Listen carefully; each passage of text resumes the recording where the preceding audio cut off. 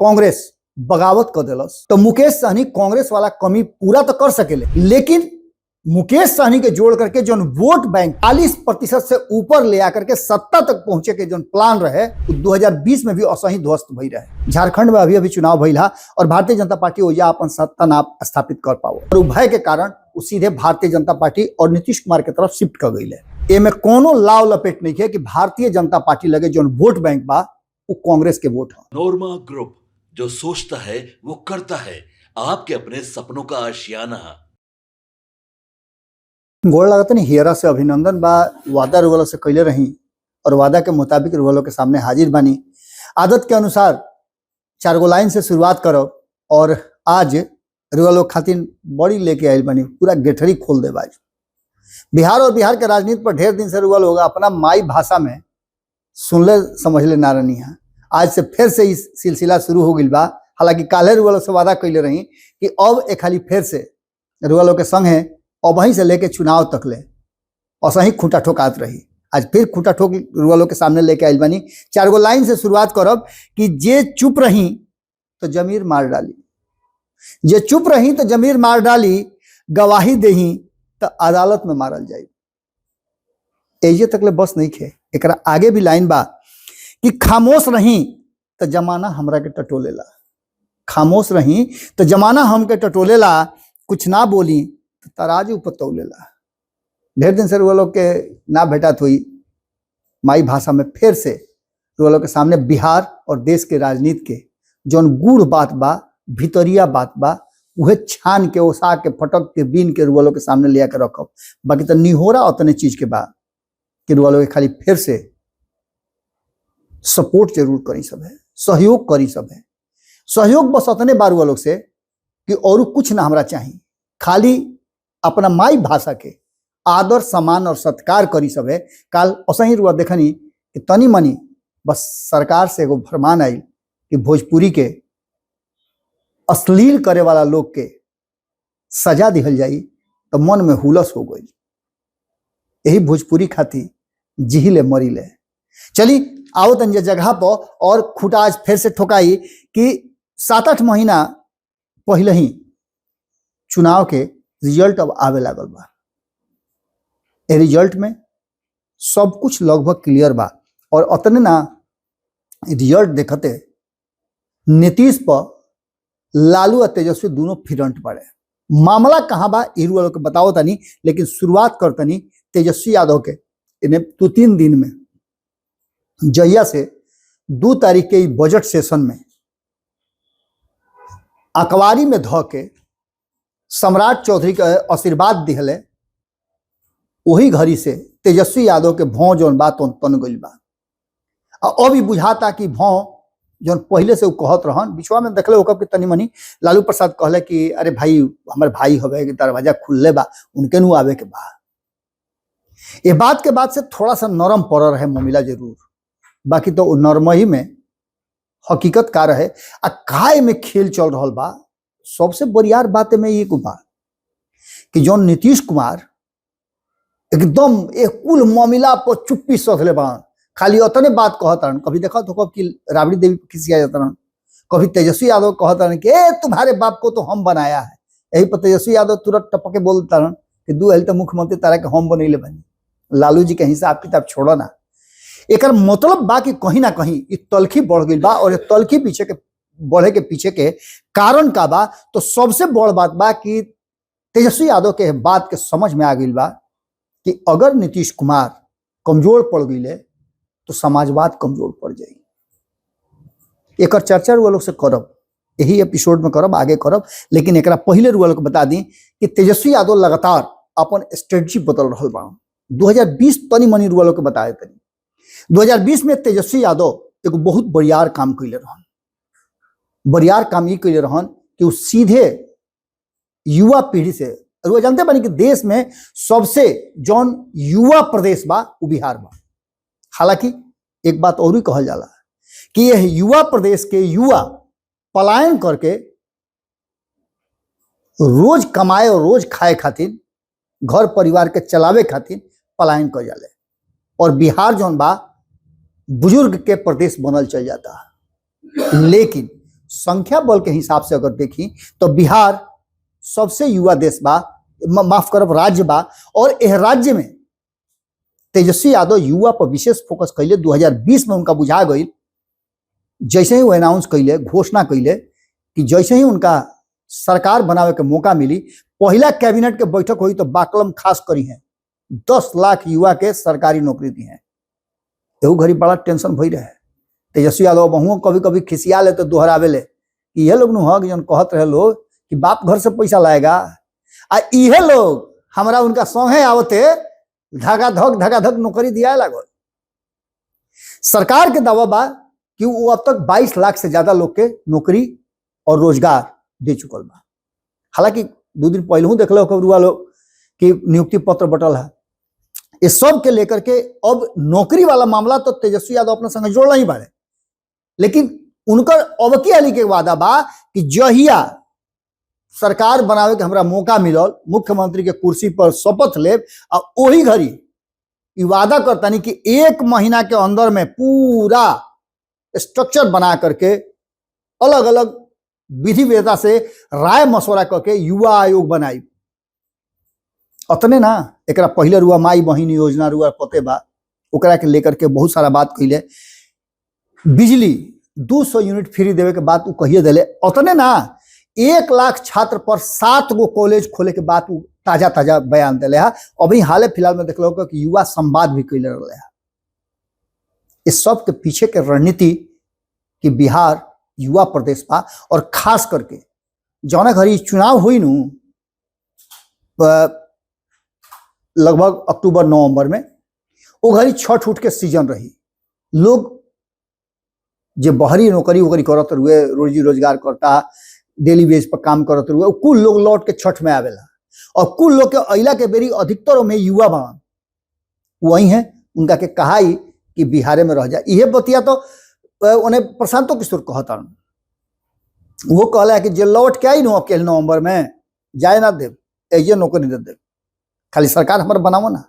अब यह बात जोन बा उ तेजस्वी यादव भी रिपीट करता। लेकिन तेजस्वी यादव के रिपीट कैला में और तेजस्वी यादव के प्रभाव में अंतर कहां पड़ जाता, तो एजा अंतर पड़ जाता नीतीश कुमार के थोड़ा सा कमजोर पड़ला के। नीतीश कुमार पहले वाला रंग में नहीं खन कि भारतीय जनता पार्टी उनका से डरात होके हुपस, तो भारतीय जनता पार्टी अपन लंबी उड़ान लेके उल्टा दिशा में भागत चल जाओ, ऐसा होत नहीं खे।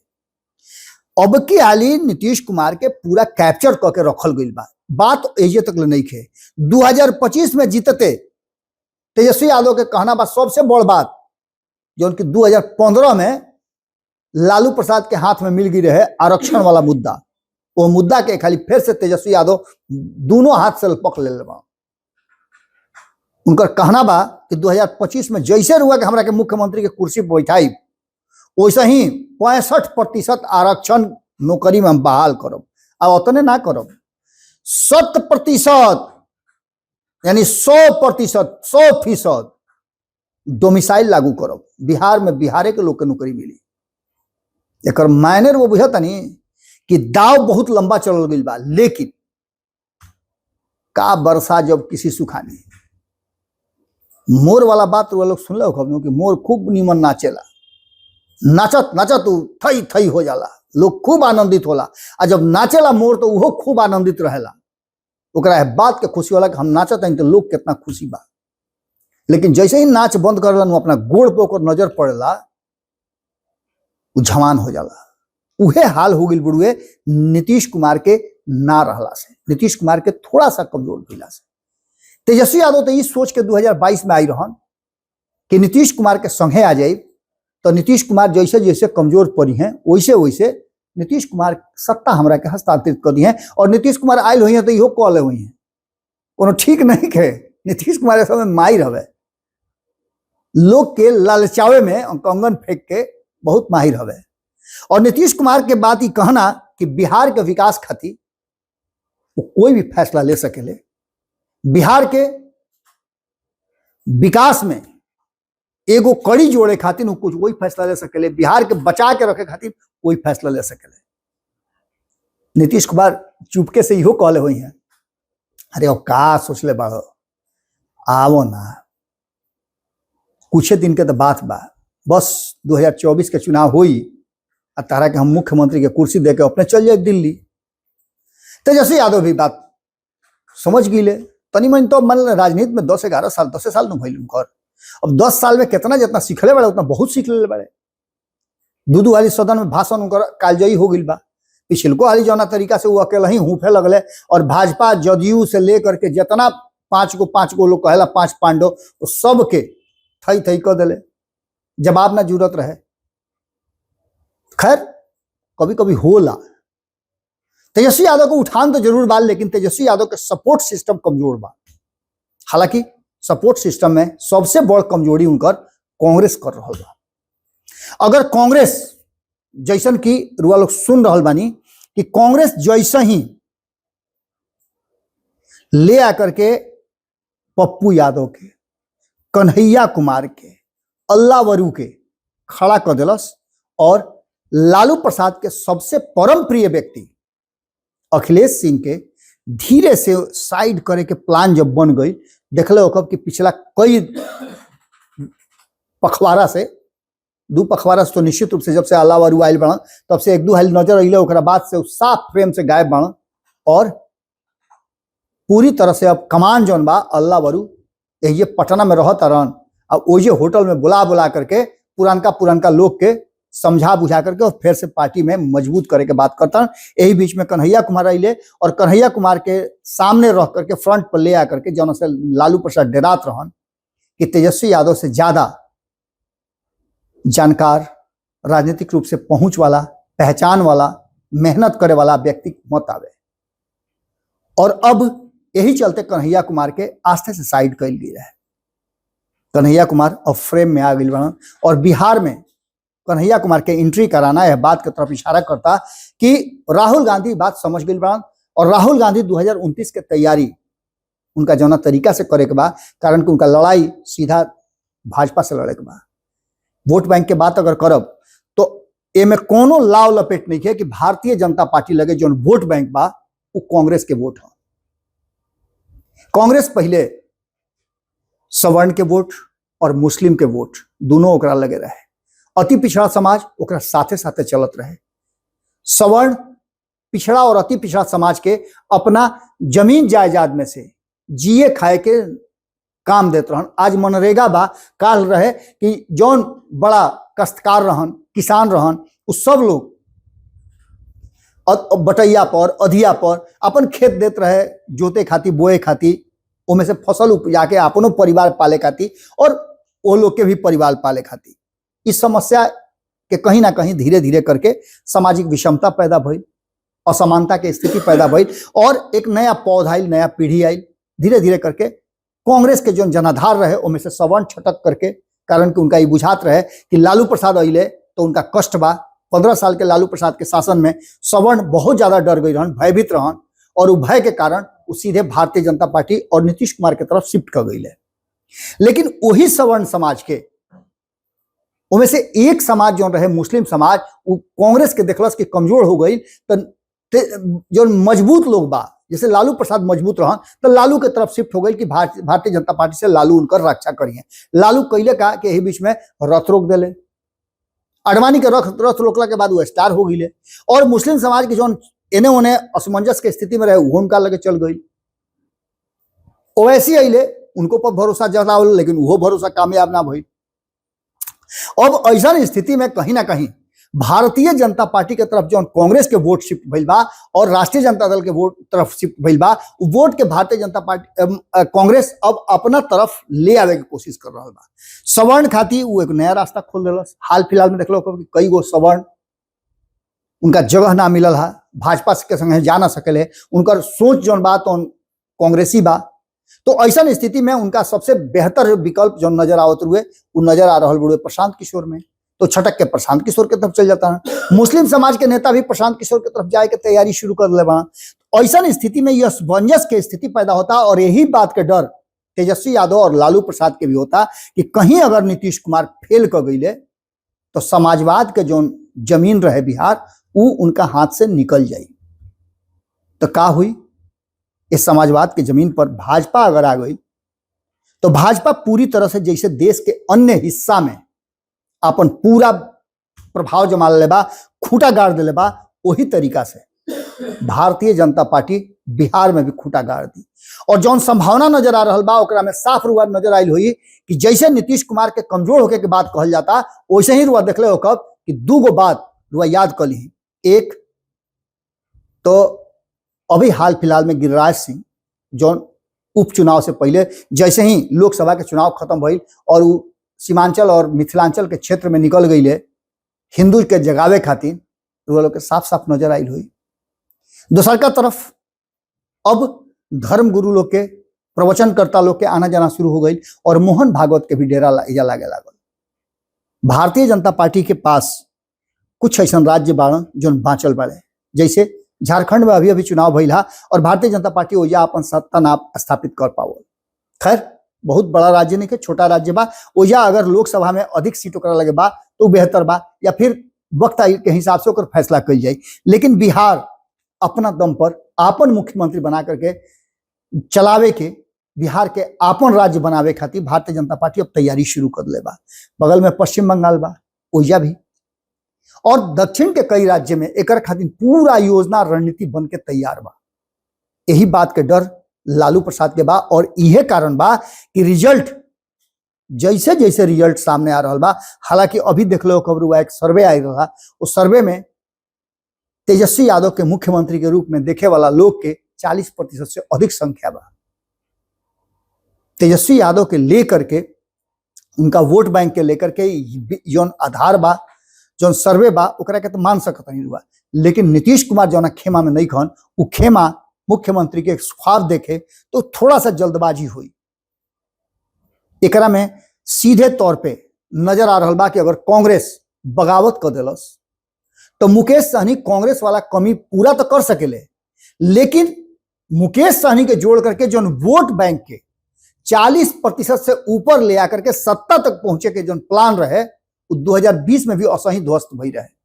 अचानक से तेजस्वी यादव सारा प्लान बना ले, बुझाइल कि तेजस्वी यादव मुख्यमंत्री बन जी हैं, लेकिन सबसे पहले जीतन राम मांझी, ओकरा बाद उपेंद्र कुशवाहा, ओकरा बाद मुकेश सहनी, तीनों के तीनों बाहर हो गई है।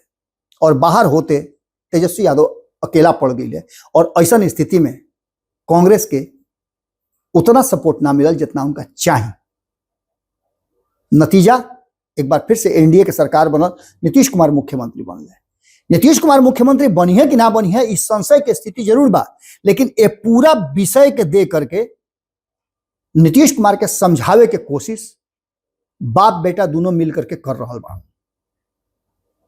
अब एकरा में देखे वाला बात ही हुई कि आगे होत का बा। लेकिन एक बात निश्चित बा कि 7-8 महीना पहले जौना तरीका के सर्वे रिपोर्ट आ रहा बा और डर पैदा हो रहा बा, भले ही सर्वे रिपोर्ट में तेजस्वी यादव के मुख्यमंत्री के कुर्सी दिखावल जाता, लेकिन सीट के मामला में दिखावल जा रहा बा कि सत्ता के करीब तक पहुंचत दिखाई दे रहा बा एनडीए गठबंधन। अब ऐसा स्थिति में नीतीश कुमार नैहर और ससुरा बुझत नहीं, नीतीश कुमार के नैहर है लालू प्रसाद के महागठबंधन और उनका ससुराल है एनडीए। कारण कि शुरुआत 90 के दशक में लालू प्रसाद के साथ कैले रहन, बाद में फिर लालू प्रसाद से नाराज होकर के वो एनडीए में चल गई रहन। नीतीश कुमार नैहर और ससुराल दोनों ठीक रखे की कोशिश कैले। यह कारण बा कि कभी एने और कभी ओने जहां भी गईले उनका के पूरा सम्मान मिलल और मुख्यमंत्री की कुर्सी भी मिलल। अब आगे देखे वाला बात हुई कि डर जौन बा जौना के ले करके फिरंट वाले लालू प्रसाद और तेजस्वी यादव नीतीश कुमार का फैसला करेले। देखिए असही हमार विश्लेषण असही जारी रही। रुआ लोग के बस खाली निहोरा अतने करतनी एकरा के अधिक से अधिक शेयर करी। सब है 25 करोड़ भोजपुरिया लोग तक की बात पहुंचाई, अपना माई भाषा के असही फुफकारत हुंकारत रहे दी। अपना हित नाता गोतिया पटीदार संगी सलेहर जे भी बा उनका लगे ये विश्लेषण के जरूर पहुंचाई। कोनो कमी रह गई लोग के तो वो कमेंट बॉक्स में बताई सब है, या कोनो विषय रुआ लोग के लायक बा या कोनो विषय पर रुआ बात कर चाहता नहीं है, हमरा से चाहता नहीं कि हम वो विषय पर कुछ बात करी, ओकरो के कमेंट बॉक्स में जरूर लिखब सब है। आज यही रुआ लोग से विदाई ले, फिर कल भेंट करे के उम्मीद के साथ, विश्वास के साथ, भरोसा के साथ, वादा के साथ गोड़ लागत। आपके सपनों को हमने सजाया है। ई होम्स पैनोरामा को हमने बनाया है। ई होम्स मेरा एक सपना था जिस पे मैं पिछले 4 साल से काम कर रहा था। हमने जो बनाया है वो सबने है माना। ई होम्स पैनोरामा में हो आपका भी आशियाना। और फाइनली हमने 2021 में इस प्रोजेक्ट को लॉन्च किया। बहुत लोग अप्रिशिएट कर रहे हैं कि पूर्णिया जैसे शहर में, बिहार के, एक तो बिहार की बात करें उसमें भी पूर्णिया जैसे छोटे जगह में इस तरह का लाइफस्टाइल देना, ये सुन के हम लोगों को बहुत अच्छा लगता है। ई होम्स में हमने कुछ और भी किया है, जैसे हम जिस जगह में रह रहे हैं हमारे फैमिली सिक्योर हो, उनको सिक्योरिटी का ध्यान में रखा है।